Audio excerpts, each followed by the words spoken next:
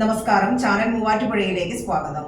Meera's sports അക്കാദമിയുടെ പുതിയ അധ്യയനത്തിന് തുടക്കമിട്ട് Goa governor P Sreedharan Pillai. 50ഓളം കുട്ടികൾക്കാണ് ഇപ്പോൾ പരിശീലനം നൽകുന്നതെന്ന് ഭാരവാഹികൾ. മീരാസ് ഡിജിറ്റൽ പബ്ലിക് ലൈബ്രറിയുടെ വളർച്ചയിൽ പുതിയ ഒരു അധ്യായത്തിന് തുടക്കമിട്ട് ഗോവ ഗവർണർ പി ശ്രീധരൻപിള്ള. അക്കാദമിയുടെ പുതിയ കെട്ടിടത്തിന്റെയും ഓഫീസിന്റെയും ഉദ്ഘാടനത്തോട് അനുബന്ധിച്ചുള്ള logo Goa governor P Sreedharan Pillai പ്രകാശനം ചെയ്തു. അക്കാദമി നാടിന്റെ കായിക ചരിത്രത്തിൽ പുതിയ അധ്യായം രചിക്കുമെന്നും ഗവർണർ പറഞ്ഞു.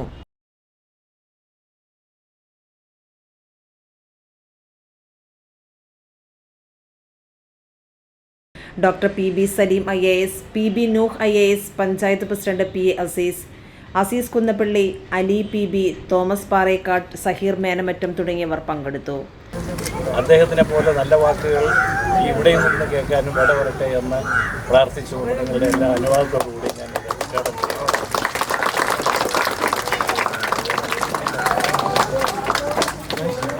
തിരഞ്ഞെടുത്ത 50ഓളം കുട്ടികൾക്കുള്ള ഫുട്ബോൾ പരിശീലനമാണ് ഇപ്പോൾ അക്കാദമിയിൽ നടക്കുന്നത്.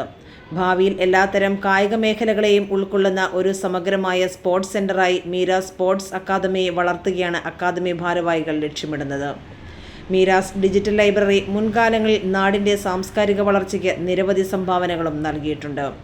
കായിക മേഖലയിലും ഇത്തരമൊരു സംരംഭത്തിനാണ് തുടക്കം കുറിച്ചിരിക്കുന്നത്. സമീപ പ്രദേശങ്ങളിൽ നിന്നും വലിയ സ്വീകാര്യത പുതിയ പരിശീലന പദ്ധതികൾക്കും നേടാനായിട്ടുണ്ട്. ഈ അക്കാദമിയിൽ നിന്നും അന്താരാഷ്ട്ര തലത്തിലുള്ള കായിക താരങ്ങൾ ഉണ്ടാകുമെന്ന പ്രതീക്ഷയിലാണ് നാട്ടുകാർ.